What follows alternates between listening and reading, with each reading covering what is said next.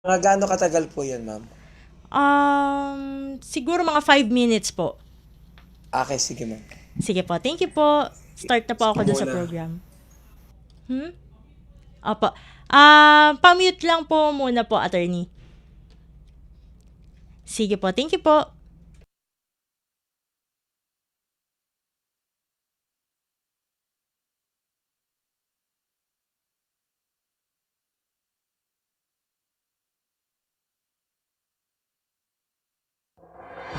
Front and Center.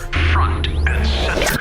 A focus on important and significant developments affecting the lives of Filipinos, not only in the Philippines, but also those living and working around the world. Join us in Front and Center. Front and Center. Here on Radyo Pilipinas World Service. Good morning to all of our listeners here on Radyo Pilipinas World Service. Welcome to another edition of Front and Center, where we put very significant issues affecting our country, the Philippines, as our program title says, Front and Center.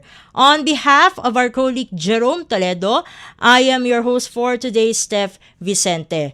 We are temporarily interrupting our regular programming to give way to our presidential coverage. Here is President Ferdinand R. Marcos Jr.'s message during his visit to the province of Masbate following the devastation of Typhoon Opong. Mula sa Presidential Communications Office at Radyo Pilipinas, ito ang Presidential Live Event. Presidential Live Event.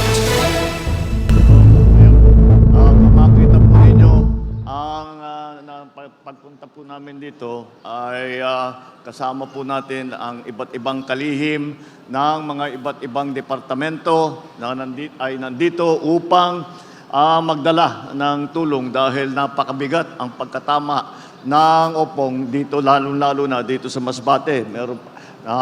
Marami pa tayong ginagawa doon sa nakaraan ng bagyo. Hindi pa tayo tapos doon sa nakaraan ng bagyo. Tinamaan na tayo ng panibagong bagyo. Tapos may lindol pa yata nung kagabi. Kaya't nandito kami lahat upang lahat ng pangangailangan ng mga na-displace, yung nawalan ng bahay, wala ng tirahan, ay mabigyan ng tulong. Unang-una, siyempre, ito yung nakikita po ninyo, meron po tayo galing sa DSWD. Nandito po si Secretary Rex Gatchalian ng DSWD. At nauna na siya. Anong kahapon pa yata. Day 1, nandito na siya. At nakapagpadala kaagad nitong ating food pack. Meron tayong family food box. Ito, yung nakikita ninyo, pamimigay natin sa lahat ng mga nangangailangan. At tuloy-tuloy po yan. Hindi lamang ito yung nakikita ninyo sa harap ninyo. Marami po tayo nakareserba dahil kawawa naman ang ating mga kababayan kapag hindi natin natulungan, lalong-lalo na sa oras na ganito. Andyan po mga food pack. Ang PCSO nagpadala rin ng kanilang sariling food pack. Meron din tayong tinatawag na hygiene kit upang meron kayong magamit para to keep yourself, para maging healthy naman kayo at maaalagaan nyo, lalo na yung mga bata. Kasi pag nakikita ko itong mga evacuation center na ganito, ay nakikita natin ang nagsisiksikan ng tao at mabilis kumalat ang sakit kung sakali meron man. Kaya andyan din ang ating mga medical team ng Department of Health para tumingin at tiyakin na kayong lahat ay naaalagaan. Ngayon, tinignan po natin ang report sa atin naman ng ating kalihim ng DepEd, Secretary Sani Angara.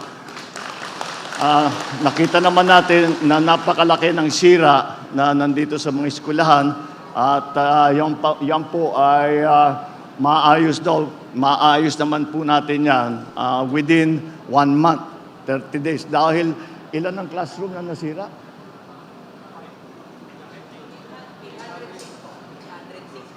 806 na classroom ang nasira. Kaya baka matatagalan ng konti, 1 buwan bago makabalik. Ang pinakamalaking problema sa kasalukuyan ay yung kuryente. dahil yun ang pinakakomplikado dahil hindi lang ganun kasimple na ipagkakabit-kabit mo ulit yung mga alambre. Kailangan tiyakin na hindi magkaproblema. Pag inon yung kuryente, baka lumiyab, baka masira, baka mag-short. Kaya kailangan maingat na maingat, kaya baka matagalan ng konti. Ngunit nakapagpadala na tayo ng generator sa inyong ospital dahil kulang. May generator ang ospital pero kulang. Kaya dinamihan natin ang generator para mas maraming pasyente ang kayang tanggapin ng inyong ospital. Ngayon, dito sa relief naman, yung DOLE, meron silang programa, yung TUPAD, meron binigay, at yung ibang programa, yung GIP, yung, what's the other one? Nakapag-release na sila yung TUPAD para sa mga cash for work, para sa mga livelihood project, para naman makabawi ng 28 million na ang binitawan ng DOLE para sa ating mga naghahanap ulit na makabawi pagkatapos nga ng bagyo. Nag-instruction din ako dahil sa request ng governor ko nag-request, nag-instruct na ako sa DBM bago ako umalis ng Maynila na mag-download ng 100 million na LGSF para meron kayong immediate na magamit para sa pag-rehabilitation. Kaya po, patuloy po, pero huwag kayo mag-alala. Patuloy po ang suporta ng pamahalaan hanggat nangangailangan kayo. Kahit na matagalan tayo ng konti dahil hindi pa nyo naaayos ang inyong mga tahanan, nakasupport na kami. Kahit umalis kayo sa evacuation center, pero hindi kayo makauwi sa sarili ninyong mga tahanan, ay tuluyan pa rin magsusupply kami nitong family food pack. Ngunit, kung titingnan din nyo doon sa labas, meron na po tayong water purification, yung mga truck na nandyan, yung Love for All na purification, yun naman galing sa First Lady. At naiwan dito at nandyan ginagamit natin. Yung DSWD, para naman, mahirap naman yung kinakain ninyo, puro dilata. So, kaya naglagay po kami ng food truck para may mainit naman. Nandun may nakapila na. Bukod pa ron, meron tayong cash assistance. Dahil ang bawat pamilya ay iba-iba ang pangangailangan. Kaya hindi naman basta ito lang ang ating ibibigay. Siguro yung mga gamot ninyo, yung mga bibili nyo baby na pagkain ng bata, lahat yan, hindi lahat ng pamilya pangangailangan yan. Kaya magbibigay kami ng cash assistance. Nandiyan po, yung pumipila po dyan, yan po binibigyan tig sa 10,000 para may cash, may pera na magamit para sa inyong pangangailangan. Kaya huwag kayo pong mag-alala, hindi kayo basta't may iwanan na lang kahit na nakadaan na yung bagyo, nandito pa rin ang inyong pamahalaan. Hindi po kami aalis dito hanggang lahat ng evacuees, lahat ng ating mga tinamaan ng bagyo ay nakatayo na, nakaahon na. At yan po ang aming hangarin ay laging makapagserbisyo pagka lalo na gantong panahon ng bagyo ay kailangan po natin talagang tulungan. Meron pa tayo ito, pang wifi ito, ibibigay natin po dito. Ito yung Starlink na sa satellite para meron tayong telepono, meron tayong email, magagamit po natin ang mga telephone natin. Kaya yan po ay tuloy-tuloy naman po ang ating ginagawa at kagaya ng aking nabanggit, huwag po kayo mag-alala at andito po kami at kung ano yung pangangailangan nyo, pagkain, gamot, cash, kung ano man, ay nandito po tayo para tulungan kayo. Kaya konting tiyaga lang po, wala ang mahirap dito. Wala talaga tayo magawa sa panahon. At kung babagyo, kahit na anong gawin natin. Ang maaari lang natin gawin ay paghandaan makapag-evacuate. Mukha naman nagawa natin, naka-preemptive evacuation ng probinsya. Pero medyo minalas ang Masbate dahil pagpasok ng Opong sa pool, talagang tinamaan ang pinakamalakas na tama. Meron siyempre yung ibang probinsya, Romblon, marami, may tama din sila. Pero hindi kagaya dito sa naranasan ninyo dito sa Masbate. Kaya dito po kami nauna at tinitiyak po namin na lahat po kayo ay suportado ng mga iba't ibang ahensya ng ating pamahalaan. Kaya wag po kayong magdadalawang isip kung meron kayong pangangailangan, sabihin po ninyo sa sino man na ahensya, sa DSWD, siyempre sa provincial government, sa municipal government, lahat po ay pwede, sa city government, lahat po ay wag po kayong magdadalawang isip. Pag may pangangailangan nyo, kung maibigay namin, gagawin namin, ibibigay po namin sa inyo. Kaya konting tiyaga na lang, konting dasal, ay makakabalik din po tayo at nandito po kami sa likod ninyo. Sige, maraming salamat po at good luck po sa inyo lahat. Maraming salamat, mahal na Pangulo. And you just heard Philippine President Ferdinand R. Marcos Jr.'s message during his visit to the province of Masbate following the devastation of Typhoon Opong. Mula sa Presidential Communications Office at Radyo Pilipinas, ito ang Presidential Live Event. Presidential Live Event. Front and Center. Front and Center. Here on Radyo Pilipinas World Service. And now we're back here in the program, Front and Center. For today's edition of our program, we are going to recall the major developments within the 20th Congress this week. Just last Monday, now former Ako Bicol Party List Representative Elizaldico resigned from his post. This is amid investigations in relation to the flood control fiasco and in the wake of the Independent Commission for Infrastructure or ICI recommending to the Ombudsman the possible filing of graft, malversation, and falsification charges against him and several officials of the Department of Public Works and Highways or DPWH in Oriental Mindoro. Earlier, Ko was given until Monday to return to the Philippines after his travel authority was revoked by the House of Representatives. With Ko stepping down as a lawmaker, this would mean that the House would not have any jurisdiction or sort of control on him anymore. This is what House Speaker Faustino Boji D. III had to say regarding Ko's resignation. Itong pag-submit sa amin, pagbigay ni Congressman Pido Garbin ng kanyang resignation, kami lahat ay nabigla sapagkat ang usapan nga, kausap natin yung chair ng ethics na by tomorrow ay address na ng kanyang committee at ang next step namin ay sana i-suspend namin si Congressman Saldico at kung hindi pa rin siya makikipag-cooperate hanggang umabot na ma-expelled. Pero nagain nga ng kanyang resignation. Kaya ang tingin namin dito ay bahala na ang Department of Justice at ganun din ang ICI kung anong pwede nilang ipataw. Pero kailangan talagang bumalik siya sa lahat ng paraan na magawa. Dapat mapabalik siya at managutan siya sa mga issues laban kay Congressman Saldico.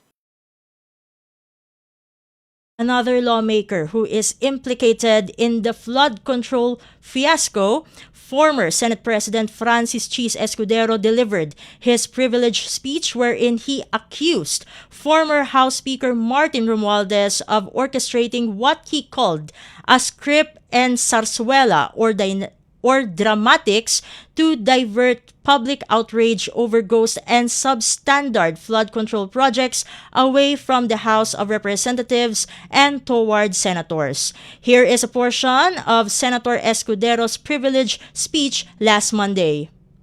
Ginoong Pangulo, meron po tayong kasabihan sa wikang Pilipino. Kapag nagturo ka ng daliri sa iba, may tatlong daliri na nakaturo palagi pabalik sa iyo. Sa mga nakaraang linggo, malinaw na nililihis ang galit ng taong bayan tungkol sa mga ghost at substandard flood control projects mula sa mga totoong may kasalanan patungo sa Senado at sa ilang mga miyembro nito. Tila pilit na ginagawang panakipbutas, ika nga at fall guy, at diversyon ang mga senador palayo sa Kamara at sa mga tunay na may sala. Klarong-klaro po ang script nito. Ipitin ang tatlong dating DPWH officials, pakantahin sa kanila, mema banggit lang na senador, habang pinagtatakpan ang mga congressman na tunay nakasabwat nila sa mga lugar na ginagalawan nila. Simple ang patunay dito. Kapanipaniwala ba na wala silang kinausap na kahit isang congressman nakaupo na totoong may hawak ng mga distrito sa lugar na ginalawan nila sa hinaba-haba ng testimonya nila dito o sa Kamara? Banggit sila ng banggit, name drop sila ng name drop ng pangalan ng senador. Maski na klaro naman kung inyong papakinggan na wala silang masabing direktang nakausap o binigyan ng anuman. Lahat ito para lamang ipako ang mga senador sa media at sa publiko at ilayo ang atensyon sa Kamara at mga congressman. Bakit nga ba? Dahil tila mas malaking isda, ika nga, mas mataas, mas kilala ang mga senador kumpara sa congressman? Umaasa sila na maiibsan ang galit ng tao sa kanila sa kanilang mga anomalya ukol sa flood control at tuluyan na silang makakatakas mula sa anumang pananagutan. Isang tao lamang, Ginoong Pangulo, ang nasa likod ng script at sarswelang ito. Siya ang dahilan ng kaguluhan, pagkakaaway-away, pagkakawatak-watak na ngayon yumayanig sa ating bayan, maprotektahan lamang ang sarili niya. Ang pangalan niya ay matagal nang bulong-bulungan sa bawat sulok ng bansa, pero ngayon, unti-unti nang sinisigaw ng taong bayan.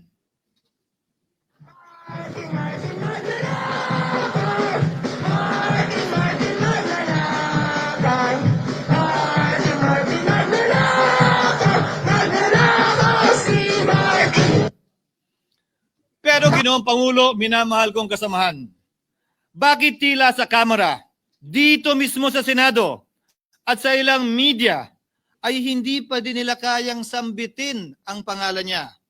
Pues, sasabihin ko, Martin Romualdez. Representative Romualdez responded to the accusations made by Senator Escudero, quoted, and I quote, I listened to the privileged speech of Senator Chis Escudero. With respect, what we heard was not an expose, but a DDS script, the same recycled accusations we have long seen on troll pages and social media posts. Walang bago at wala ring katotohanan. The plot truly thickens, and even with the new leadership, the spotlight is still on the former Senate President and House Speaker. With this kind of events, what would happen to the future of the 20th Congress as well as the anti-corruption drive spearheaded by Philippine President Ferdinand R. Marcos Jr.? To have an in-depth discussion on these matters, we are now joined by political analyst, Attorney Ed Chico.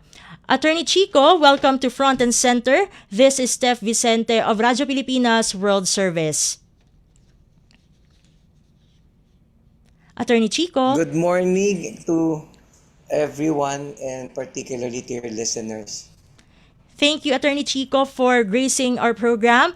We would just like to ask first, what was your immediate reaction to Zaldico's resignation from the House of Representatives?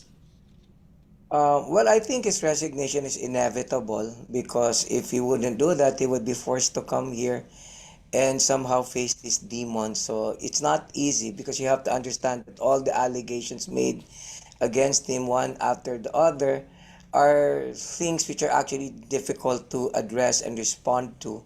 And there's a likelihood or possibility that this would go the distance, that, cases would actually be filed in court.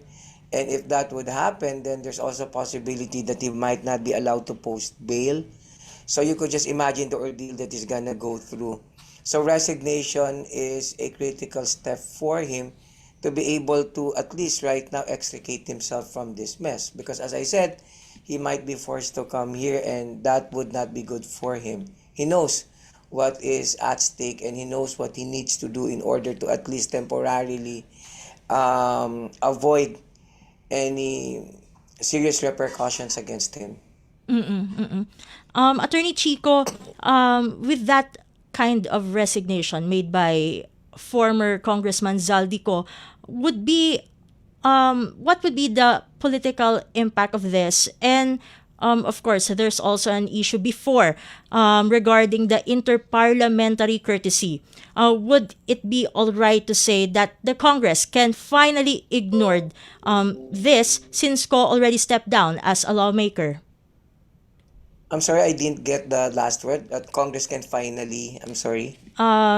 That the Congress can finally ignore this so-called interparliamentary courtesy since Ko already stepped down as a lawmaker. So you mean whether or not he can be invited by the Senate Yes, since yes. he was okay. Well, to begin with, this concept of interparliamentary courtesy, it's not written in stone, so there's really no law that backs this up. So this is something that they've been observing as a matter of practice.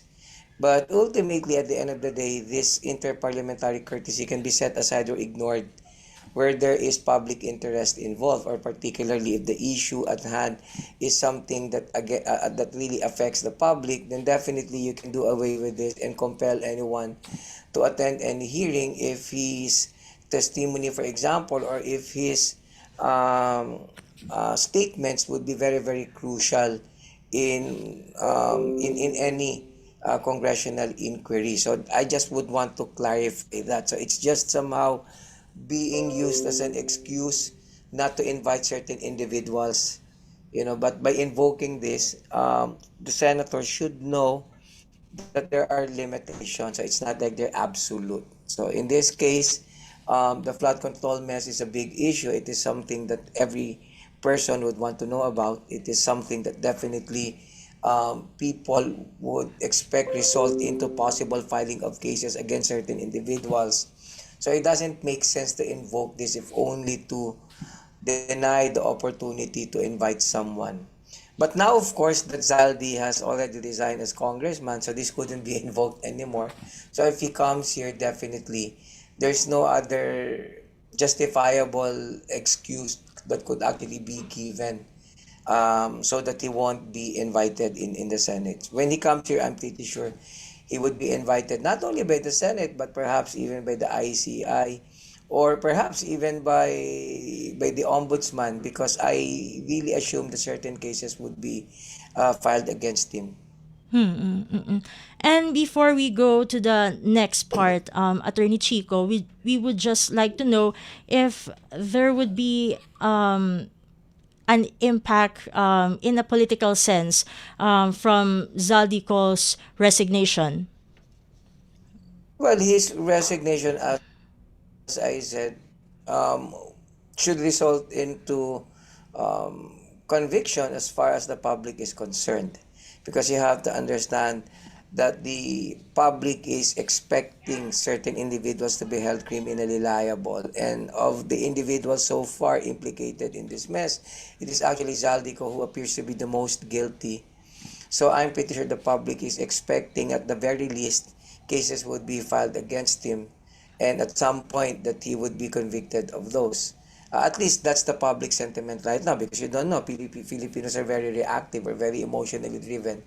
There's a possibility that next month there's another issue and we might be forgetting about this. Who would have thought that last month we were just talking about the impeachment. Now we're talking about this issue. I'm pretty sure on the part of Zaldigo, what he wants to do now is, I'm pretty sure he will just stay there, and he's just gonna play it by ear. If the public would move on to another issue, then probably that's the time he would come back and face all these allegations hurled against him. But yeah, as regards impact in the political landscape, there's really not so much. In fact, it's pretty encouraging that at the very least, he's no longer a congressman. But I'm pretty sure the public would want more. At some point, they want this guy to be held responsible. Assuming, of course, that the pieces of evidence are strong enough to warrant a conviction. I'm not saying that it's automatic. But at least the public expects that at the very least, cases would be filed against him. For the next part, of course, we know that last Monday was pretty jam-packed when it comes to politics here in the country because of the privileged speech of former Senate President Chis Escudero. So we would like to know first, what was your immediate reaction to that? Well, that is expected of him because he is at the vertex of controversy. And as former Senate President, he didn't see this coming. He never expected that he would actually be implicated. But now that he is, so he will really have to come up with some narratives that would deflect attention away from him. And this is actually what he did, in his privileged speech. He incessantly attacked the former speaker. As I said, that is understandable. Now, whether or not it has impact on the public remains to be seen because this is just part of optics play. At the end of the day, all of them are implicated or involved in this. So it's a wait and see thing on the part of the public. We just would want to see what's going to happen after all the brouhaha is gone. Now, would there be enough pieces of evidence to file cases against, let us say, the former Senate President, Chis Escudero, or would there be sufficient evidence to, let us say, crucify the former speaker?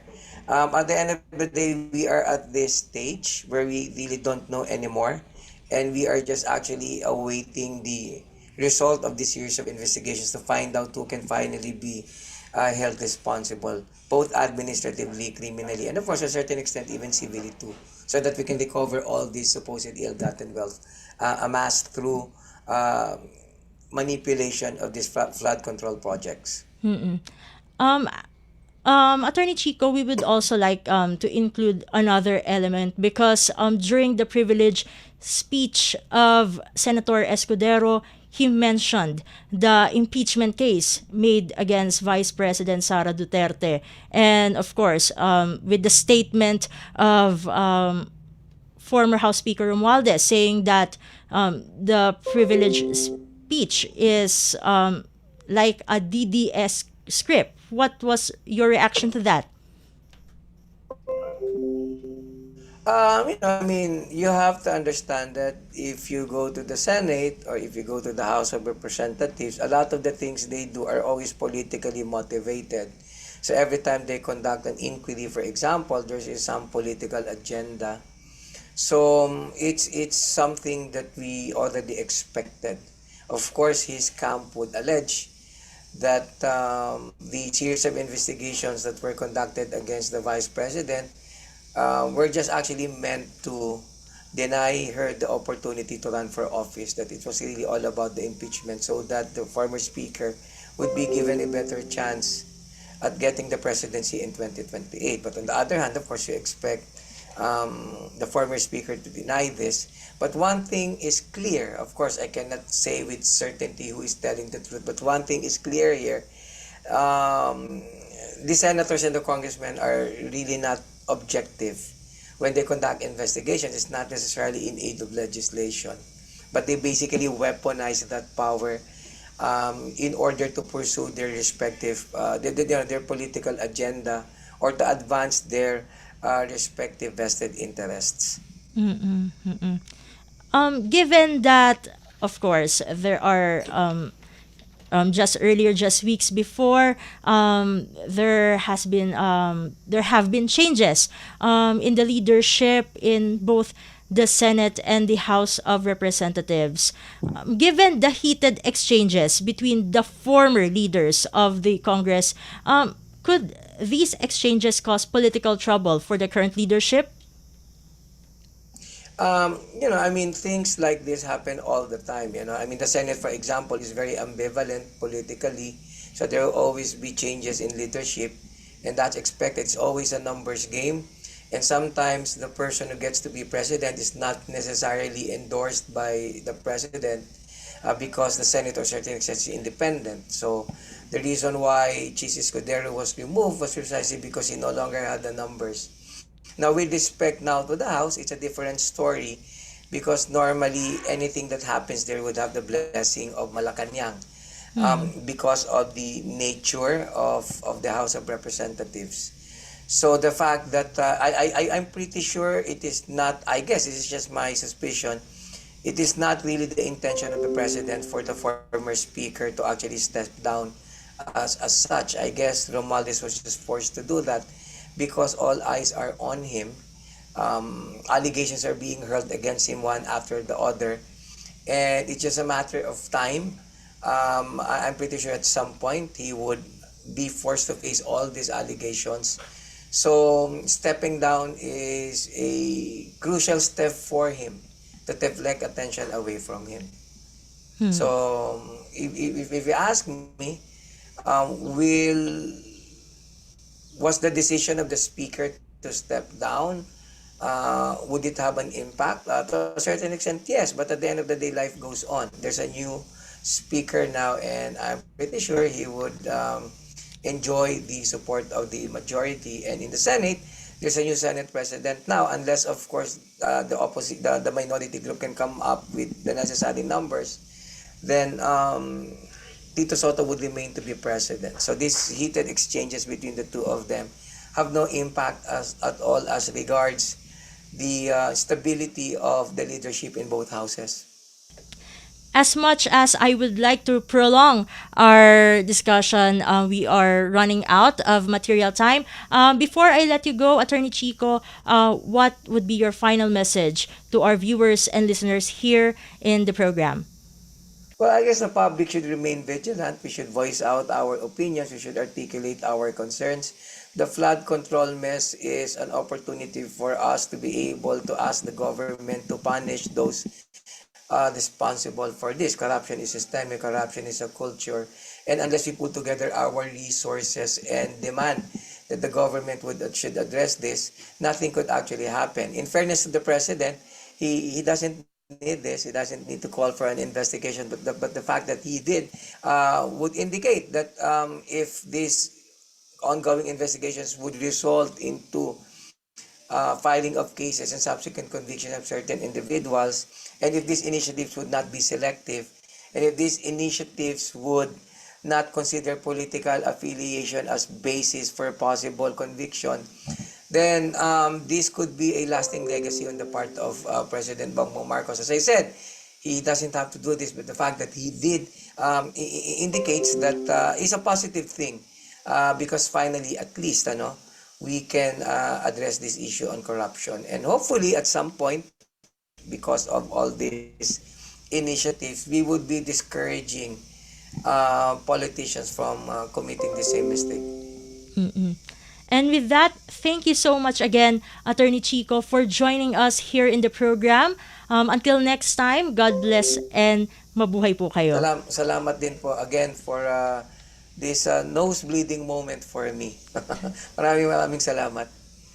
And with that, we were just joined by political analyst Attorney Ed Chico. At this point, we'll be ending today's edition of Front and Center. We would first like to thank our technical staff composed of Sir Milo Janela, Ma'am Susan Naison, Hiro Lucero, and Justin Osias, who made this program possible.